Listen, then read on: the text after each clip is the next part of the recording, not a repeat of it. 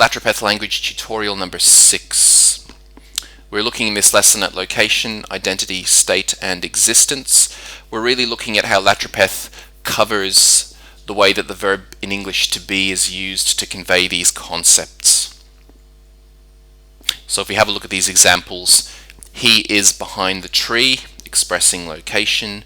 He is a man, expressing identity. He is happy, expressing state. Before we launch into the topic proper, just want to do a quick bit of revision here. For our purposes, the subject is the doer of the verb action, that is the noun in the sentence that is the doer of the action of the verb. The object is the receiver of the verb's action, that is the noun in the sentence that expresses the who or what that is receiving the action of the verb. And the subject and object in the sentence are reflected on the verb itself by noun class prefixes.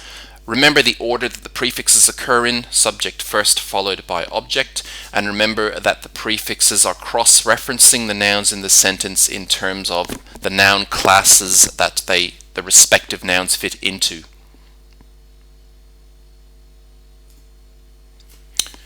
The word order in Latropeth, in English, you would generally get subject, verb, object.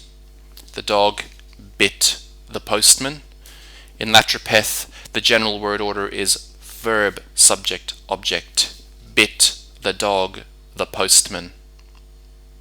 When we're dealing with sentences involving destination or location, the subject will generally go to the end, and you'll get a variation where you have, for example, with a verb of motion, verb, object, subject, where the object is a noun that expresses the destination of the movement. So, for example, approached the mountain, the man. Remember that nouns in Latropeth all belong to a particular noun class, and each noun class has a resident prefix. The prefixes appear on the verb, also on adjectives. So an adjective is describing the noun, and the adjective will take a prefix that agrees with the noun in terms of its noun class. Now to have a look at the concepts that we're covering in this lesson.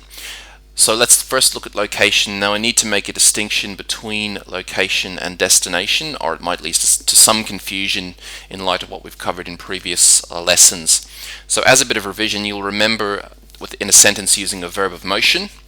This is the structure in Latropeth. So you've got the verb, for example here, niyoyis, to go, plus object, which is a noun that is conveying the destination of the movement, followed by the subject, who or what is doing the moving. So example, pi niyoyis tasunakum.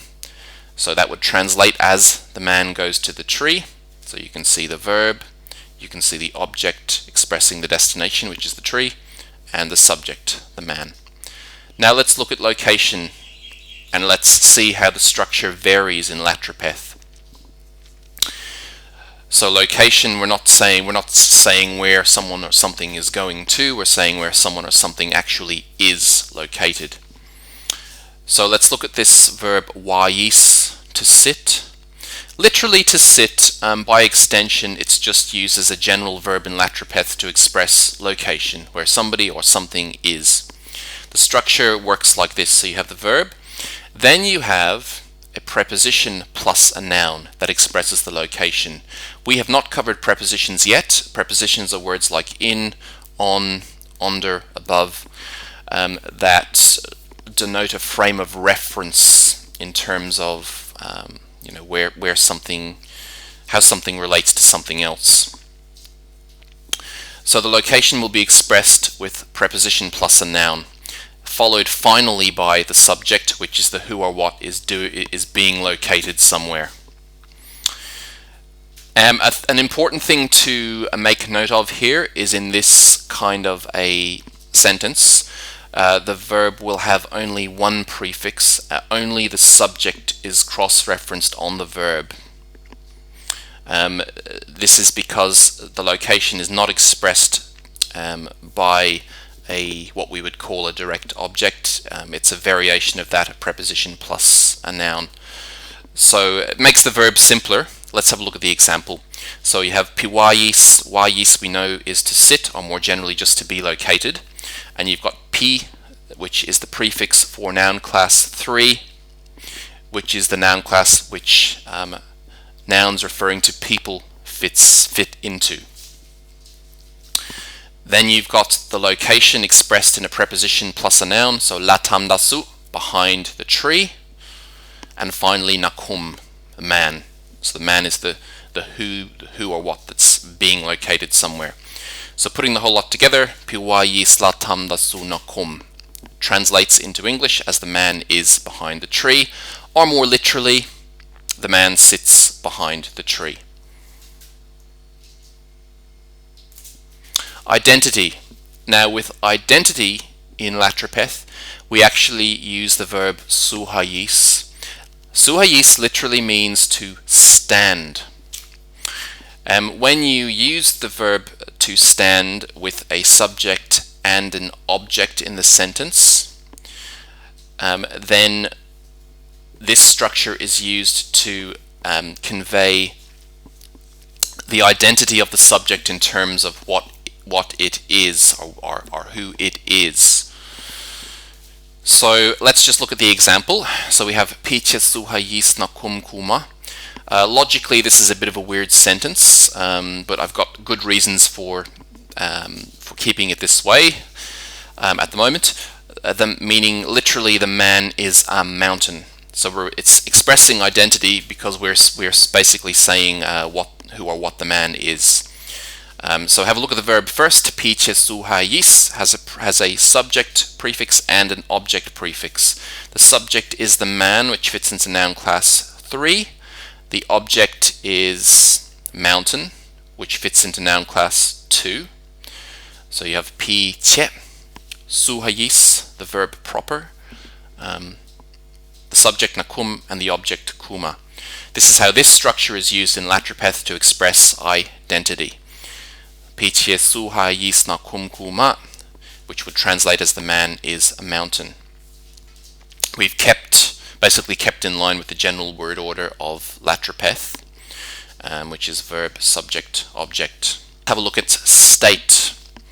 So when you're expressing the state of something or someone in Latropeth, where in English you would use the verb to be and say something like he is happy, the way it works in Latropeth is basically you turn the adjective into a subject-only verb.